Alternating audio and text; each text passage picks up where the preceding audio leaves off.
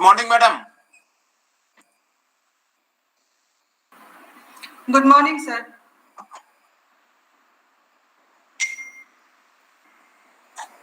Am I audible? Yes, yes. Shall we start?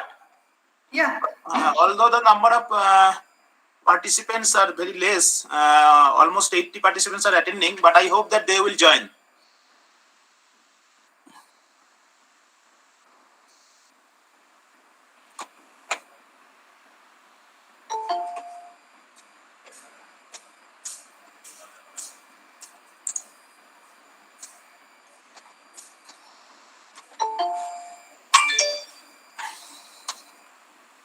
So, on behalf of the Department of Computer Science and Engineering, National Institute of Technology, Sikkim, it is my privilege and pleasure to welcome Dr. Dasgupta, Assistant Professor, Department of Computer Application from National Institute of Technology, Raipur, in this session to deliver an expert lecture on blockchain technology and its application.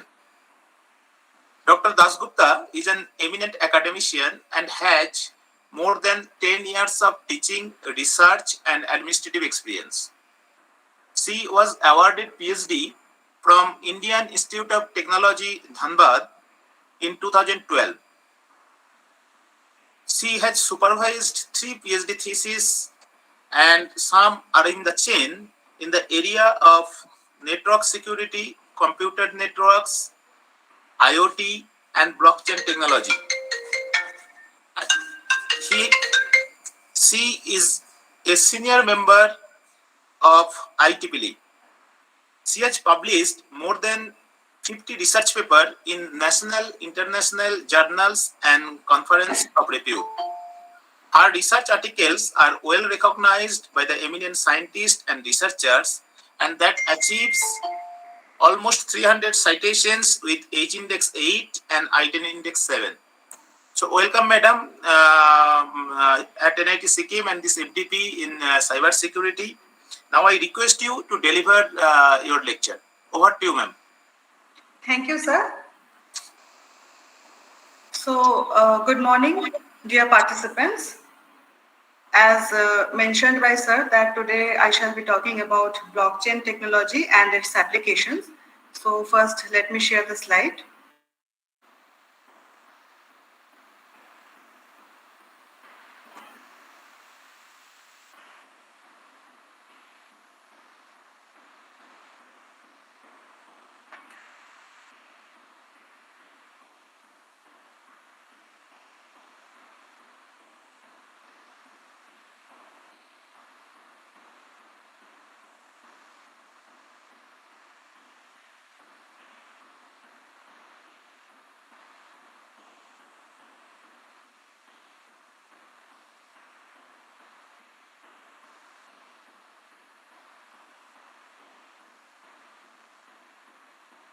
Is it visible?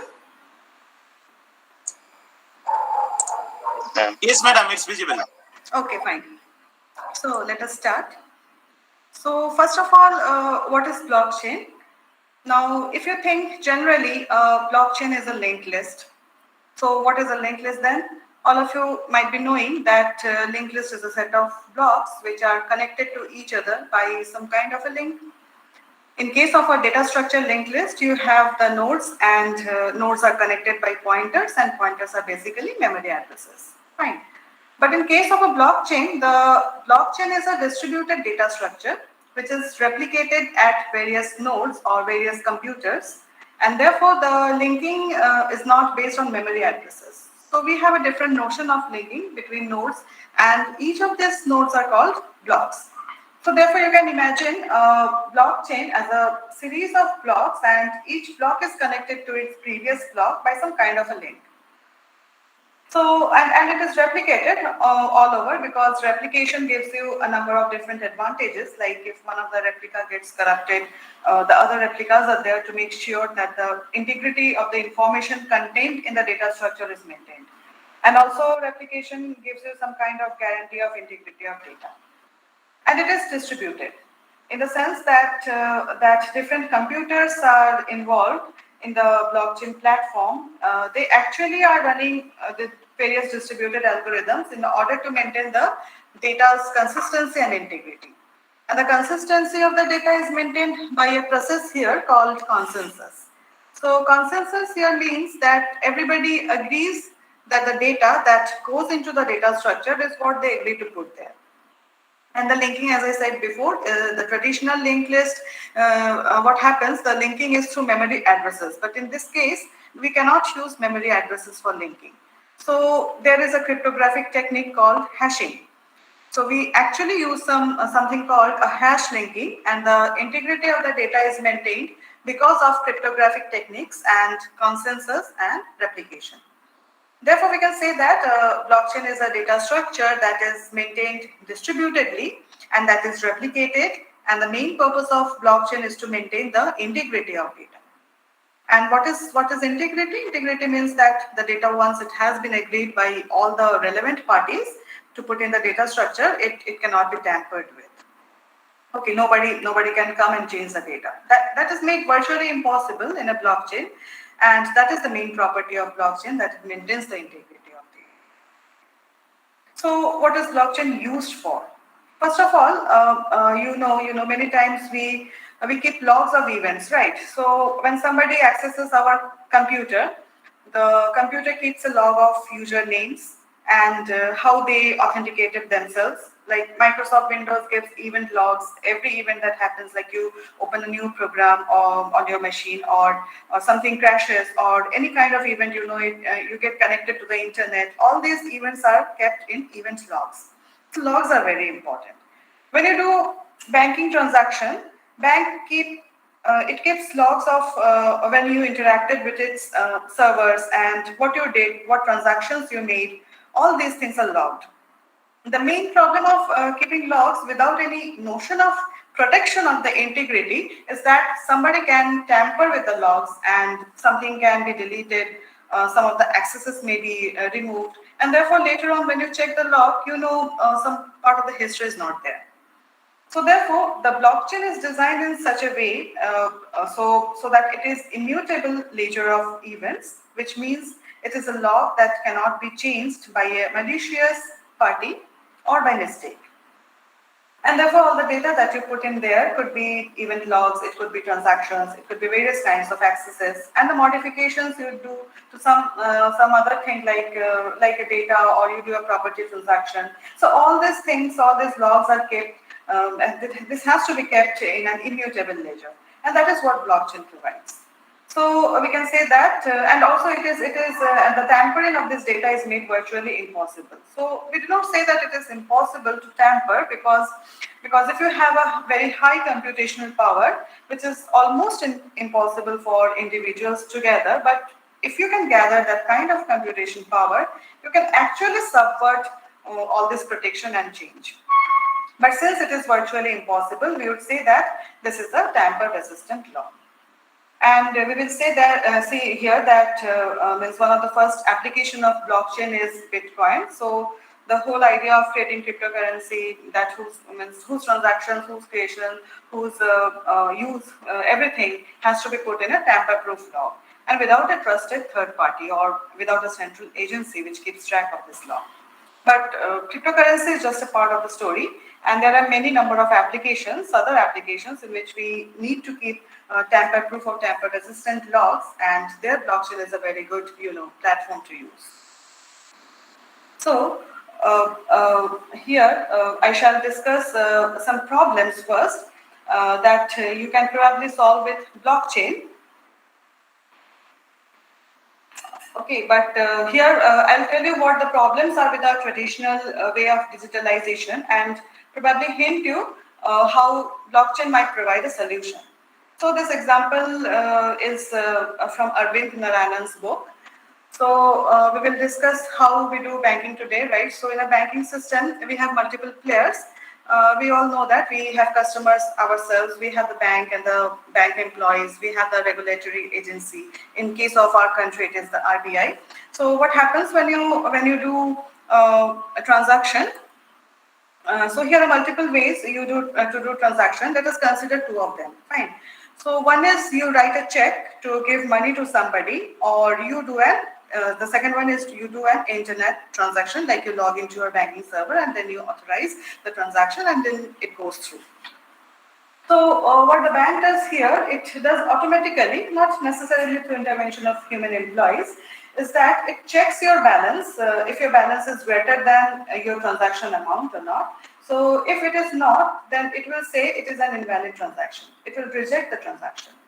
If it is yes, then it will transfer the transaction amount from your account to the other person's or pay's account. And your account will be debited by the transaction amount, right? We all know these things. Now, how do you know that this is done properly or correctly? So you check your transaction list online, or you get your monthly statement and then you check that all the transactions you made are recorded correctly. Now the question is, who is maintaining this ledger from which this monthly statement is generated? Of course, the bank does. Now, because of the regulatory framework that we have here in our country, we do not see banks doing something wrong in this case. Fine.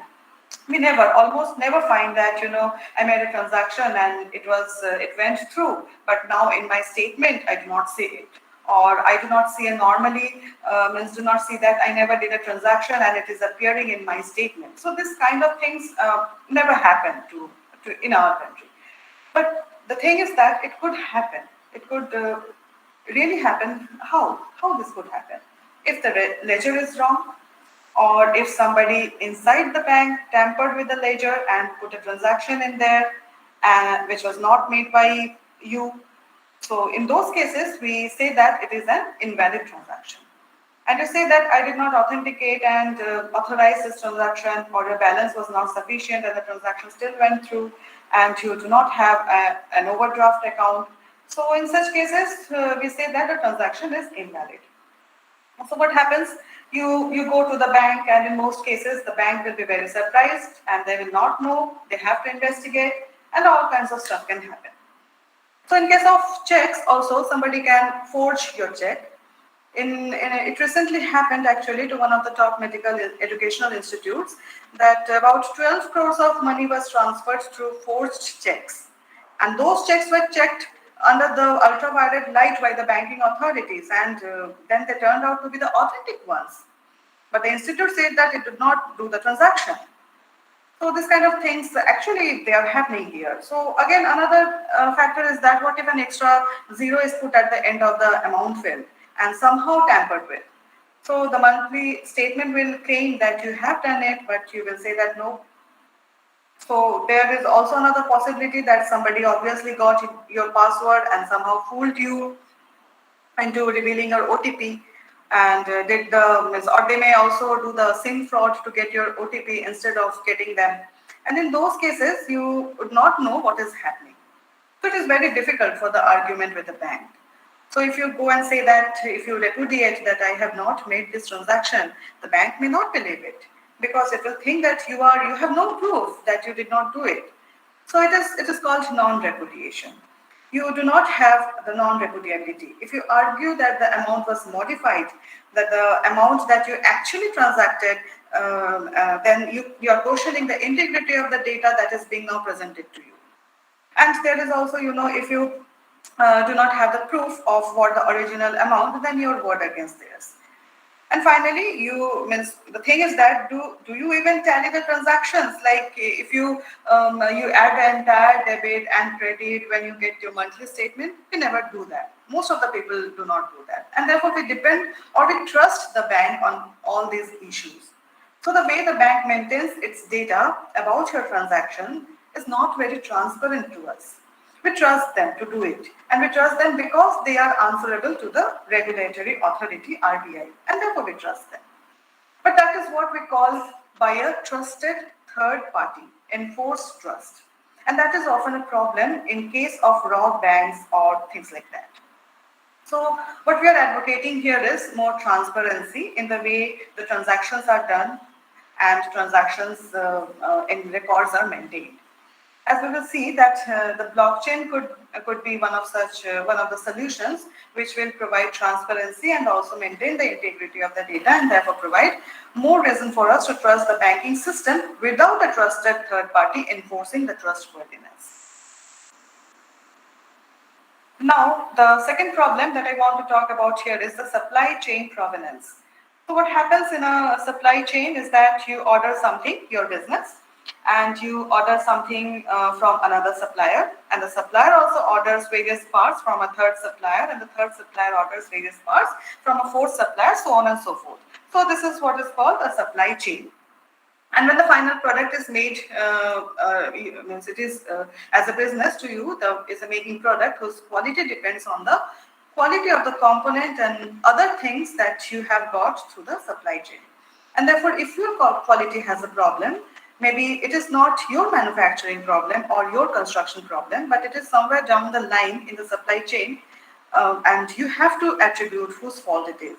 And to do that, you have to have a proper transparency about where all the components are coming from. Normally, we only know the person who supplied us, but that supplier is also dependent on a third supplier, the third supplier dependent on the fourth, so on and so forth. So we do not know any of that most of the time unless we go and investigate. And also there are quality guarantees that are not enforced from your end at every step between two consecutive suppliers. So I'll give you a very simple example. This example is actually from Morris Hurley. So suppose you are a restaurant and you are buying ice cream from supplier B. Supplier B is not manufacturing or producing the ice cream, but it is actually supplying from company C's factory. So to your customer, you are responsible for the quality of the ice cream. But the ice cream every time you are getting seems to be melted. So who is responsible? You can say to supplier B that you probably kept the ice cream too long in your truck, or your temperature has a problem in your truck. Or you can say supplier C, you made melted ice cream. When it was picked by the supplier B, it was already melted. And supplier B will say that when it received, the temperature was too high, and therefore this is a problem. So how do you find the truth? So one possibility is that as a restaurant, you can put temperature sensors on the truck of supplier B, as well as in the factory of supplier C, where it stores its freshly produced ice creams. And then you get the sensor data from the suppliers directly through wireless network. And then you keep a log and you check the log. You know whether B or C had a bad temperature, and that is why it happened. Okay. So what happens in that case, there are certain problems that we will talk about. We will come by, we will revisit this problem again about the integrity of the data that is coming from the supplier B and the supplier C, even when you actually put those sensors, and we will see how maybe the blockchain might be a very good solution in that case. Right. So the third problem here is the land records. Many of you might have watched the movie Khosla Ka Ghosla, right? So what happens? You buy a piece of land, and somebody claims that he owns the land and showed you some paperwork, and you paid him or her the money and the land registry office, of course. You check the land registry office, and yes, they said that this land belongs to this owner. So you trusted that, and you went ahead and paid. And then this person disappears. Then a third person comes and says that this land actually is mine. So the sale is not legitimate. So at this point, you go back to the registry office and they say, oh, we made a mistake. Actually, some data is missing. And now, you know, means that this person who is the third person that I'm saying, that person is right. So now you have no land, even though you paid to somebody who is now missing. So somebody might have changed the land record twice in this case. Once in the name of that other guy, and then in the name of this present guy. And all the logs for this change of this data has also gone missing, because you have trusted the land registry authority to maintain the integrity of the land record. And also, if any access is made for changing any of the land records, maybe the logs has to be protected, but the logs were not protected properly, because it is an insider who has managed to delete the relevant entries in the log. So it is not clear who accessed the log.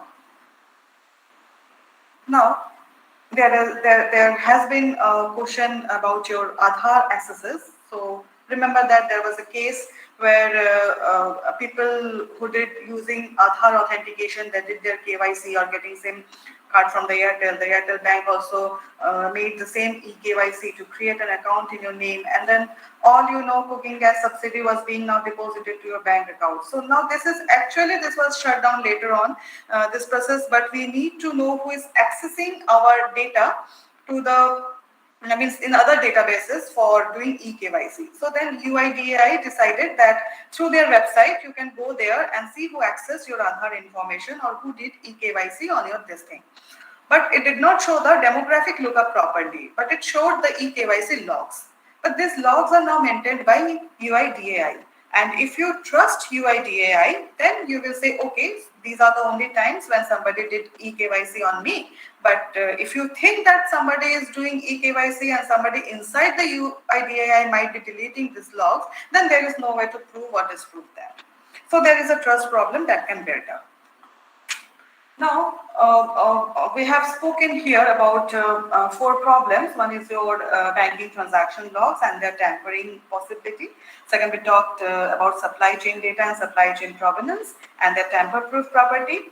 Third thing, we talked about the land registry and need for the integrity of that data and maintaining and keeping the integrity of the logs of accessing and modifying the data. And fourth thing, we talked about the eKYC logs maintained by UIDAI.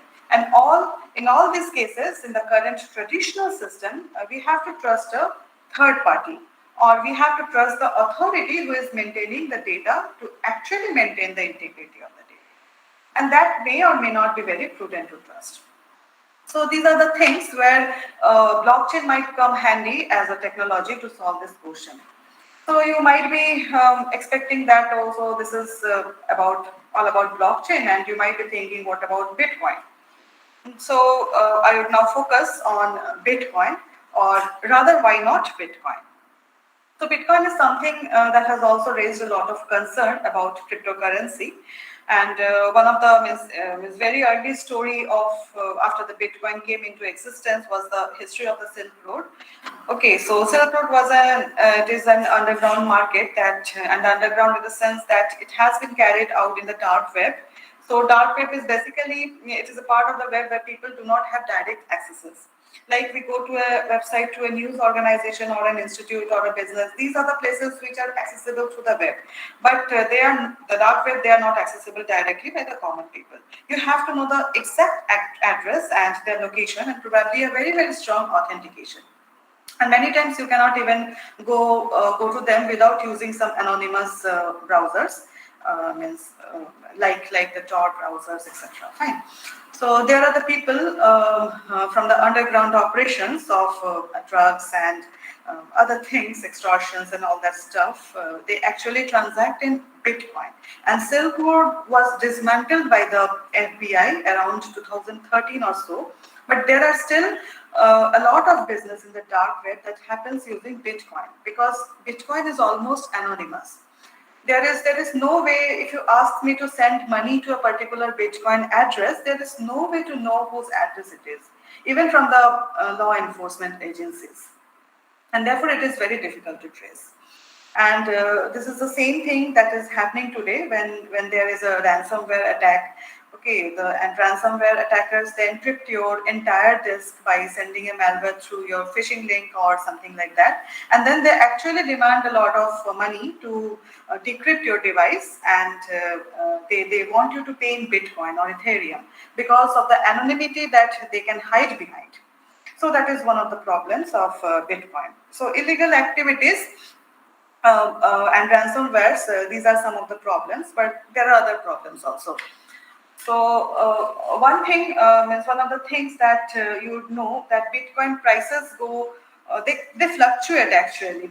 Sometimes they go very up, sometimes they go very down. So sometimes they went close to $50,000. Sometimes it was like $10,000. So if you think that investing in Bitcoin is a good idea, then that is not something I would advocate for. If you want to invest and quickly make money in a couple of days, and you have a very lot of money, maybe in that case you can invest in Bitcoin. But otherwise, it is as a long-term asset, Bitcoin is not suitable because it is a little too risky unless you have that kind of risk appetite. You probably do not want to, right? So the other thing is that the way Bitcoin works. So we talked about consensus mechanism, right? So consensus is when all the parties they agree that this transaction indeed took place, and when means then only it goes to the ledger, right? So this consensus process is in Bitcoin because of its anonymity and the fact that it is anybody can join the Bitcoin network. So therefore, we cannot tell whether people are honest or not. So therefore, the consensus mechanism has to be very, very cryptographically challenging. And to solve those cryptographic puzzles, it requires immense amount of computational power.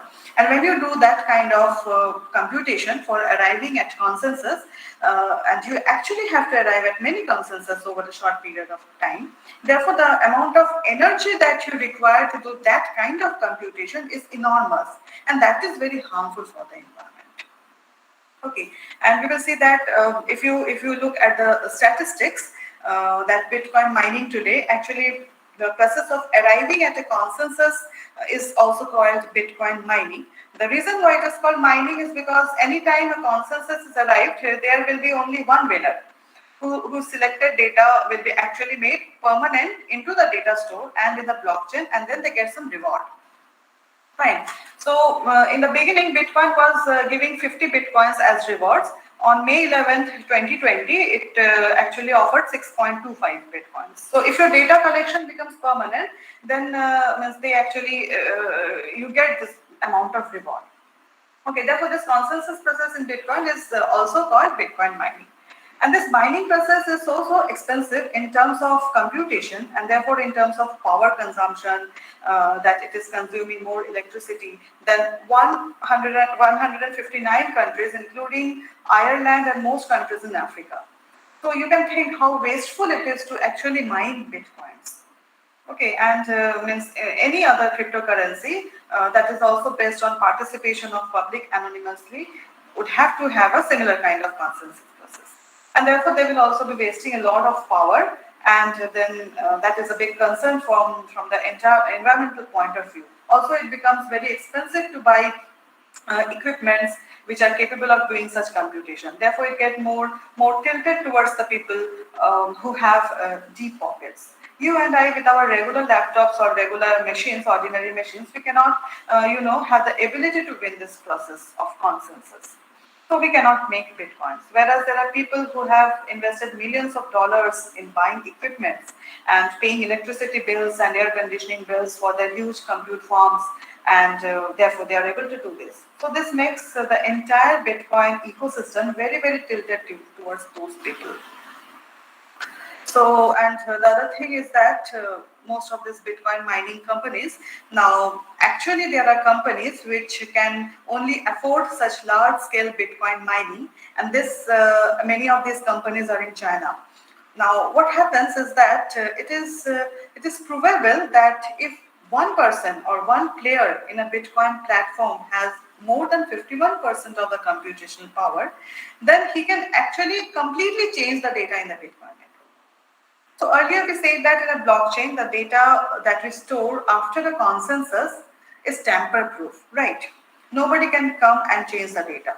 The reason why they cannot do that, because to the amount of computation they have to do in order to tamper is very much high. Okay, it is too much, because they have to then undo all the computation that was done to store the data and any other computation that was done to store the data subsequent to that.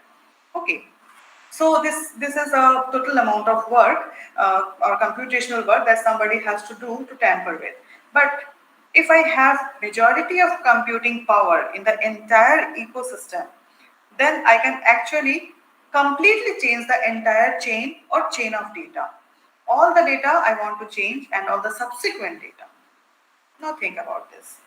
So if one country has most of these or majority of these companies who are doing Bitcoin mining, if they want to get together and then their total computational power becomes above 51%, then Bitcoin will have no integrity of its transactions. And therefore, all the entire ecosystem will fail. Also, because of this environmental concerns and volatility, the cryptocurrency, and so on. We may be the country in which all these companies are there, okay, and they are consuming power, they are polluting the environment. The country at some point might decide that they will curtail the activities of these companies, and therefore there will be another kind of problem in that case. Okay. So when this kind of news has come, you will see the Bitcoin prices will fall.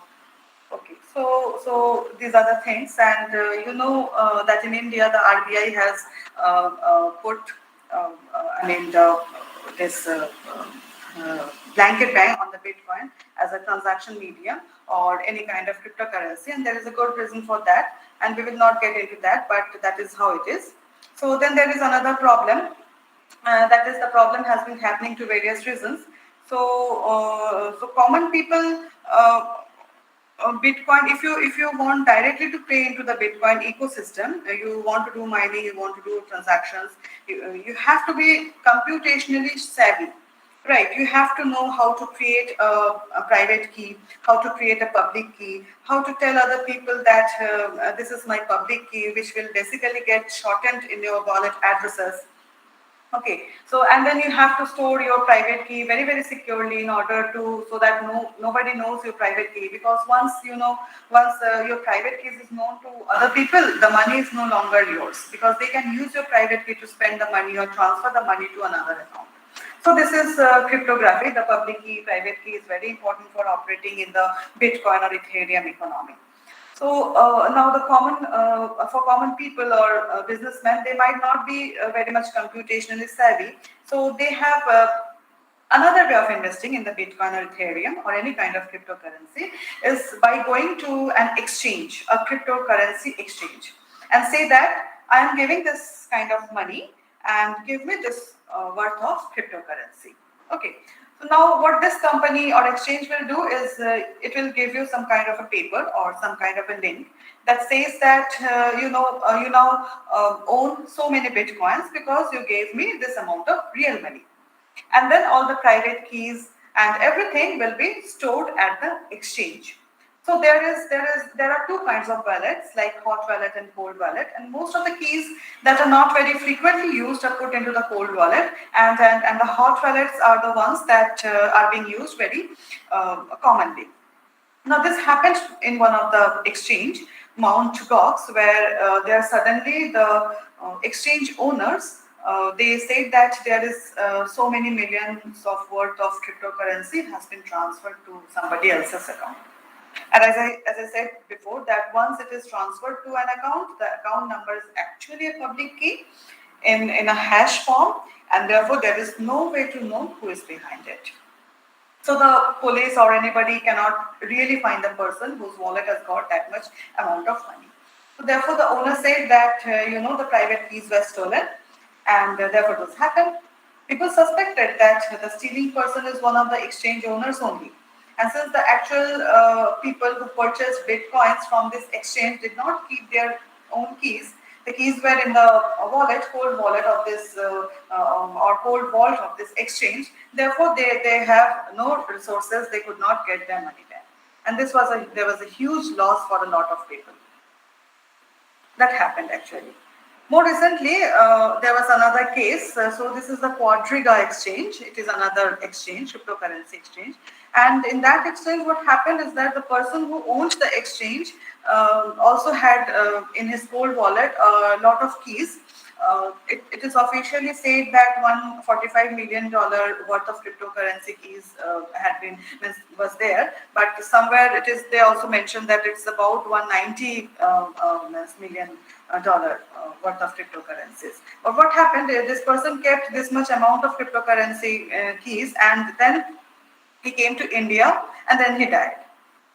And with him, the password or code for accessing the wallet, that everything went away. And nobody has no backup. So nobody else knew that code, and therefore this much amount of cryptocurrency was lost. And the losers were people who actually bought them. Now, recently the news is that they are exhuming his body to figure out if he actually made a disappearing act by killing somebody else like that. So they want to check whether this person who is buried as him is really him or not. So this has come to that. Now, this is other issue of about cryptocurrency is that if you are very much not that much tech savvy, then and you are not doing it yourself, then you are dependent on these exchanges, and all these things can happen to you, and you may lose a lot of money. Okay. So the other thing that is also happening is that there are bugs in the code of the blockchain ecosystem, or in case of Ethereum. And the bug was in the smart contracts. Okay, so the smart contracts are programs that work on your behalf from your address, from your account, and do transactions and other things. So in this case, there was a bug, re-entrancy bug, and therefore the attackers could actually make transfer from all of the smart contracts from various people's accounts, and $30 million worth of ether to their accounts. That has actually this re-entrancy bug has done so. So fortunately, there are some good hackers, and they realize that this is happening, so they actually they use the same bug to siphon off rest of the money of the rest of the accounts to their addresses, and later on they paid it back to the rightful owners. But the $30 million worth of Ethereum or Ether that was lost, it was lost to the hackers. So these are the kind of things that that are concerning about cryptocurrency. So in a summary about cryptocurrency, I would say that let us admit that Bitcoin first brought to us the technology of blockchains. So it was a very good thing that happened. And Satoshi Nakamoto actually, he understood how to create an ecosystem in which there is replication, distributivity, consensus, mechanism, all this technology and the algorithms that already existed in the distributed system literature. He actually brought them together, and also brought together some already existing concepts of digital cash, and the idea of what we call no double spending and all that thing. He brought them together and created Bitcoin. So we are kind of like happy to have the technology with us. But Bitcoin as such, or if you consider Ethereum or other cryptocurrencies, we have seen in the last 10 years or so, there is too much interest by investors to park their assets there. And if that happens, then the whole idea of a cryptocurrency means, what is a currency? Currency is something through which you exchange values, right? Now, if you just park it somewhere, then it is not being used as a currency, right? So it is being used as a storage medium of value, and so that means that is one another problem. If the currency is not used as an exchange value, and rather you are storing that currency, so it is not actually fulfilling its objective. So it is not being used so much as medium of value exchange. Then the private key stealing, private keys at exchange is putting people to enormous risk of losing large amount of money. There are vulnerabilities in the coding of the smart contracts and other parts of the code which poses risk of losing money. So there is also the thing that market volatility based on various news, as I was mentioning, and therefore there are lots of possibilities of losing money in that case. Then there is a lot of energy wastage. We talked about the climate impact and too much concentration in one country, which is also a problem. Then there is a regulatory risk because regulators of different countries are framing their rules for allowing or disallowing cryptocurrency or regulating them, and also criminal activities use Bitcoin. So all this together basically makes us not to focus on Bitcoin or cryptocurrency. So then, coming back to blockchain, now let us say blockchain technology is a digital innovation that has the potential to significantly impact trusted computing activities and therefore cybersecurity concerns as a whole. So trusted computing is a concept that when you do computing, and if you depend on the results of the computing, and by computing we not only mean number crunching, we also mean entire ecosystem, the exchange of information over the network, the storage, the databases, all these things we are clubbing together as computing. But when you do computing and your system depends like e-governance system or your identity system or your grade management system or your property registration system, that dependent means on a whole computing system. But if you're depending on the computing ecosystem, there are many different possibilities by which data in that ecosystem can be impacted and tampered with. And be it while it is transiting through the network, be it while it is in storage, be it while it is in computed, okay, it is being computed. So therefore, we have to worry about trusted computing, where you can trust the computing environment to produce results, keep the integrity of the result, and give the transparency of how it is processing the data, how it is storing the data, and how it is protecting the data against various kinds of attacks. And that is what blockchain can give you. And the attractive properties of blockchain for this purpose is that it gives you a tamper-proof log of data with authentication, which means that the data also is signed by whoever created that data, and then it is immutable or almost immutable, which means that once it is written, it is cryptographically very computationally hard to remove that log or to tamper with the log. And if you want the transparency but not reveal the private information, you can do that in blockchain. So it can means you can make it privacy preserving also. And it provides a basis for trusted computing on top of which applications can be built on. Okay. Now, I will discuss about digital currencies. So let us look at some of the cases that we talked about before in detail in light of what we have discussed since then. So let us first look at how one can create a digital coin. And this is the Arvind Narayanan's crypto coin version 1. So what you can do, you can say that I am going to be your mint and I am going to create a digital coin, and then I will give it a coin ID, and then I will have a public key and private key, and I will sign the coin with my private key. Okay, so anybody who has my public key, because public keys are actually known to everybody else, so he can check that it is my signature, and once it has my signature, it is a valid coin. So then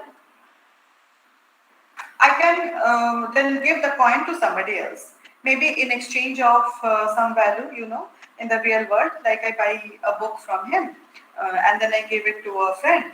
So how do I give it to a friend? The friend creates a public and private key, and I give the friend, I say that I pay to this public key address this coin, and I sign it with my private key. So anybody can check whether I signed it by using my public key. And I also, in order to keep the history of how this coin was created and who gave it to whom, I created a link to the previous information that the coin was created by me. So this red link that you are seeing here is actually that link that is keeping the history along. Now, since I have now this the coin, I earned it by giving you a book or something, selling you a book. So now I wanted to give it to Arvind, who now gives me something like maybe another book. So now I want to give the money to Arvind. So I say that pay to Arvind's public address, public key, and then I sign it, right? And I am that friend. So I sign it, and then I keep a link to the previous link to information, pieces of information. So if anybody wants to check where this coin came from, he has to basically go down the links and see where the coin was created, who got it first and who got it second, and so on. So this is the way, so every time I pass the coin, all this information is also passed about the coin's history. So Arvind now owns this coin. But if I am dishonest, what I can do, since this is digital, so I have no problem to pass it on to multiple people. So I actually give a copy to Ravi, another friend for another thing that I want to get from him, and do the same linking and all that. Now the question is, I had only one coin. Now I have gave it to two people. Now these two people will have to, both have the same coin. That is not possible, right? Because if you have a real world coin, then you could not have given to two people. Since you are digital, you are cutting and pasting. So you can actually give it to two people. And this is what is called a double spending. So I have done a double spending which cannot be done in real money or monetary system. Now, if I can do double spending, I can do triple spending, and then the value I got from this one coin is twice the real value, right? Because I got something from Arvind, I got something from Ravi, but I am just giving them the same thing. And they also, when they try to use it, they will be in a problem. So this is called a double spending, or since it is actually an attack, it is called a double spending attack. So, this type of major, this is a type of major challenges that has always been there in the digital currency from 80s. 1980s, people have been trying to solve this problem of creating digital money, and this all these people have come to this problem that how do you stop double spending? And if you can do double spending, you can also do triple, quadruple, all kind of spending. So we have to do something more than what we just showed in your version 1. So version 2 is how we can make a double spending proof digital currency. So what Arvind did is that saying that we will create a history of all the transactions. So earlier when we were giving the coin to somebody, we were not giving any number to it, right? So we were just connecting them through these links. Now we say that we will have various transactions and each transaction will basically spend one coin. But we need to know where that coin came from which transaction. So we have to go and see the next transaction, and finally there will be a transaction when the coin was created, right? So this history has to be kept. And this history now, the data structure in which you keep the history and all that stuff is a matter of details. But the main question is who keeps track of the transaction history? Like who tells me that somebody is trying to do a double spending? And then if I have done a double spending to give the coin to two people, who decides who actually gets the money and who is the one who is not getting the money? And so, which means that somebody has to tell me which one is a valid transaction and which one is not a valid transaction. So the concept of validity here would be that the coin that has been used in the transaction is a valid transaction. Also, it is not already consumed. And the total value out of this transaction would be total value in. So if I am having multiple coins from multiple sources, I can use that in one transaction because not everything has the same value of one coin, right? So I can get 3 different coins to buy a thing worth of 3 coins. But then the total value in and value out should be the same. And then it should be signed by the owners of all the consumed coins. So this is a matter of validity. So that history that you saw has to be of valid transactions. So somebody has to check the validity of the transaction and somebody has to use the history to tell me whether double spending has been done or not.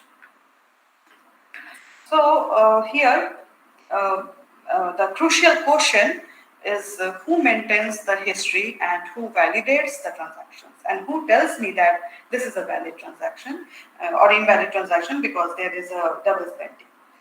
So one possible solution, of course, is having a trusted third party, right? So once you have trusted third party, we are back to the same conventional problem that I have a trusted third party. He maintains the ledger of transactions and he checks, consults the ledger every time, and coin is trying to be used in a transaction to ensure that this is a valid transaction. But the question is, should we trust the trusted third party? The trusted third party might be a biased entity and they might actually always arbitrate in favor of some people and arbitrate against some people. So it defeats the purpose of a distributed consensus mechanism. And all that is where the blockchain-based solution comes into play. So trusted third party is not our preferable solution because that solution already exists and being used today. But we want to remove the trusted third party and create a trust system in which we can transact trusting the system and not trusting a single entity. So this is about that cryptocurrency issue. Okay, now back to the supply chain story again. So you have the ice cream factory, you have the delivery truck, and you have the restaurant. And this question was that who is melting the ice cream, whether it is the factory when it supplies it to the truck or the truck is actually keeping it at a very high temperature and the ice cream is melting. Okay, so let us see what solutions. So the question is here is about, supply chain integrity. Fine. So, and when I get melted ice cream, I ask questions to both of them and both of them pointing fingers at each other. So as I said earlier that I could put an IoT or Internet of Things type of sensors in each of these places, in the factory and in the truck, and I can say that send me your temperature every say 30 seconds, and I will keep track of your temperature where you store, and I will actually decide who is responsible for this. However, there are multiple problems that can occur in this thing. So let us talk about what can go wrong. First of all, if you do nothing other than just make these IoT devices send information, then the information is not encrypted and digitally signed, then somebody can do a man in the middle attack. So they can actually intercept the message and change it. So maybe the company B will try to do that to make company C look bad by intercepting the temperature coming from company C and then replace it by a higher temperature. So data integrity could be a problem. And other thing is that if your temperature keeps going up because cooling system failed, you might fool the restaurant by doing a replay attack, which means you record the whole temperatures and then you replay it and send it repeatedly to the restaurant, and the restaurant will think your temperatures are fine. So that is a replay attack. Again, data integrity issue. Then if the temperature that is coming from factory C is actually being manufactured by supplier B by replacing or jamming the signals from the factory C and pretending to be factory C and send the restaurant the bad information. So there is an authenticity problem here. When the data comes to a trust that this data is actually from factory C and not sent by somebody else. And then if something like this happens or not happens, if factory C claims that this is what happened, his temperature was fine, but the temperature you are seeing is actually somebody else did an attack, and that man in the middle attack and sent wrong temperature information. And there is, so he is repudiating with what information that has come from his supposedly from a sensor, and that repudiation or non-repudiation is not a property. So restaurant A is again at a loss. Even though he spent money putting sensors with communication capabilities, but he is not happy because he cannot decide what happened. So this can be solved without any blockchain issue also. Means you can use message integrity proof by hashing or message authentication code. You can use digital signatures for all IoT devices, and then you have the authenticity and non-repudiation. You can use timestamping to stop replay attacks. Now factory A can get all the data with authentication, with privacy and with integrity, everything fine, right? But the problem does not end here, because supply chain problem has a concurrency problem. Because A is not the only consumer from supplier B or supplier C. Supplier B, C have another different consumers. Similarly, restaurant A has other supply chains, right? So it gave, means you can consider that it is getting vegetables from somewhere, it is getting fruits from somewhere else, and so on and so forth. So there are many parties involved, and you have to, means if you want to check supply chain provenance for all the supply chains, then you have an n square problem. Because every party should be able to send information to everybody else, whatever the sensor readings are, and the sensor could be temperature, it could be about pH level, it could be about various other things, and therefore it is a huge amount of crisscross information, and that needs to be addressed because it is not going to scale. Scaling problem will prevail there. So restaurant A, it can think as a solution, okay, I have a very good, very nice data center. So I will keep everybody's information in my data center. So you just only have to send me to me, and then I will give you a nice interface to the information that I collect.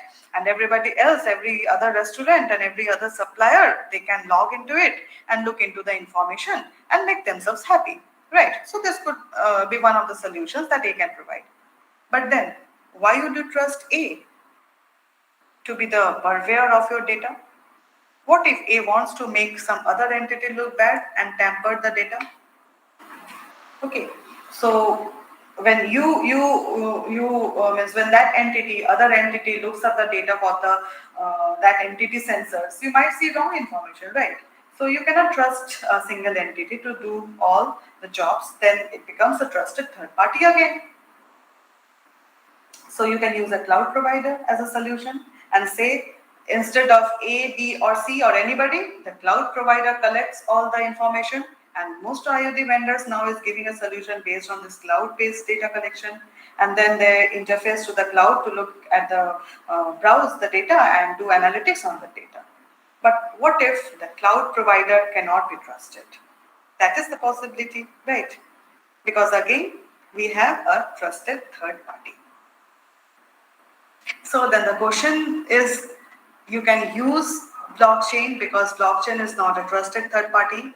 Blockchains create trust computationally by using a distributed consensus mechanism. So all the information that comes to the blockchain is seen by all the players in the blockchain, and all the players have to somehow agree that the information is correct. And once the information put there, it has been put there, nobody should be able to tamper with it, right? So blockchain is actually a framework that can be actually a very good use in this supply chain case that we just described, because the trusted third party is not something we want, as it again brings us back to the old traditional mechanism where you have to somehow put your entire trust on a trusted third party. Instead, if you can create a computational platform in which trust is by virtue of the computational process, then it is much better solution and more fair solution. Okay, so we are at the end of our talk, and with this only I would like to end my talk on blockchain, how blockchain can be a very good solution for today's the most widely used IoT applications here. Okay, and the primary objective of my talk is to point you out about the problems that we might be facing, the security problems rather, that we might be facing in the latest applications, and how blockchain might be the very, very good solution in that case. Okay, so that is from my side for today, and if you have any question regarding this entire session, you can feel free to ask me.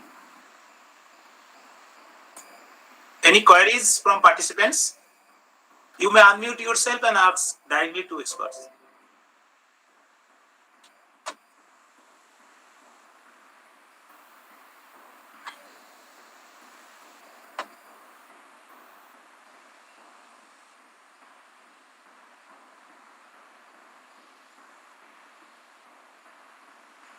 Okay, it looks like, ma'am, no more questions is there.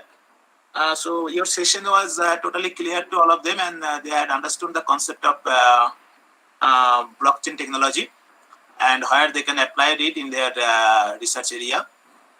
So, ma'am, thank you from the organizing team, and we hope that we will get your valuable time in future too, and your cooperation to organize such kind of events for the betterment of the participants throughout India, as well as for our NIT Sikkim fraternity.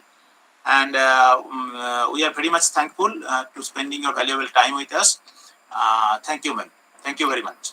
Thank you, sir. Shall I leave? Yeah, you may leave now.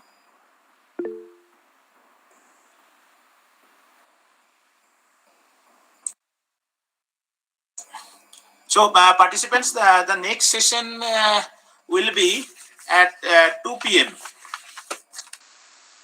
And, okay, sir, okay. And the last session will be 4 p.m.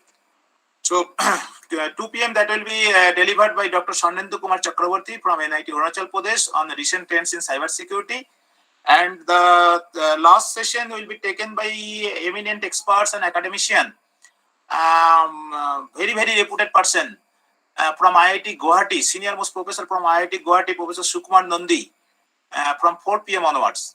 So hang on till then and join at 1:55 a.m. Thank you, sir. Okay, thank you, sir. 1:55 p.m. Okay, sir. Okay. Sir, we can leave now, sir. You may leave or you may keep it joined. Yeah, okay, sir. Not an issue.